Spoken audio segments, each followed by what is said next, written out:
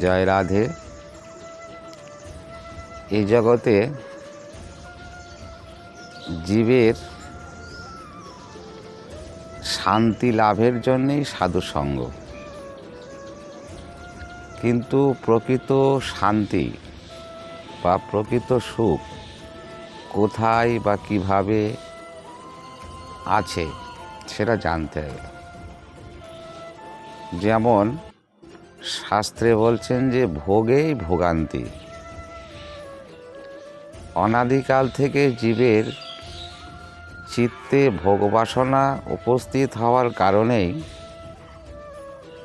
এই মরজগতে পতিত হয়ে জীবের নানাবিধ দুঃখ কষ্ট, জ্বালা যন্ত্রণা, জন্ম মৃত্যু, জরা ব্যাধি এগুলো ভোগ করতে হচ্ছে। এখন এই ভোগের থেকে আমরা শান্তি লাভ করব কিভাবে? না, শান্তি লাভ করতে গেলেই সাধু, শাস্ত্র এবং গুরু, এই তিনের মাধ্যমেই বা এই তিনের উপদেশেই আমরা শান্তি লাভ করতে পারি।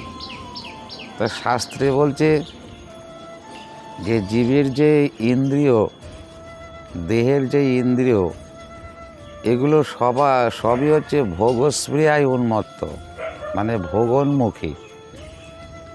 এখন এই ভোগোন্মুখী বৃত্তিটাকে নিবৃত্তি করতে হবে। আর সেই ভোগোন্মুখী বৃত্তিটাকে নিবৃত্তি করতে গেলে কী করতে হবে? না, ত্যাগের সাধনা করতে হবে। ত্যাগে শান্তি। কি ত্যাগ? না, জড়জগতের সুখ ভোগ ত্যাগ। আর কি করতে বলছে শাস্ত্রে? না, এই জড়জগৎ থেকে মুক্তি পেতে গেলে কোন পথ অবলম্বন করতে হবে? না, ভগবানের শরণাপন্ন হতে হবে। গীতাতে ভগবান বলছেন, যেতু সর্বাণি কর্মাণি ময়ি সন্ন্যাস মৎপরা অনন্য নৈব যোগেন মাং ধ্যানশ্চ পার্শ্বতে তেষামাহং সমদ্ভুত্তা মৃত্যু সংসার সাগরাত অচিরাত ভবামি পার্থ মর্যাবৈশ্বিত চেতস্যম। তাহলে ভগবানের চরণে শরণাপন্ন হতে গেলে এই জড় বিষয় আসক্তি ত্যাগ করে ভগবৎ উন্মুখী হতে হবে এবং বৈরাগ্য, মানে জড়জগতের প্রতি বৈরাগ্য এবং ভগবানের চরণে আসক্তি এবং সাধু গুরু বৈষ্ণবের চরণে আসক্তি, হরিকথাতে রুচি, হরিনাম সংকীর্তনে সদা মত্ত এবং ভগবানকে ভালোবাসতে হবে।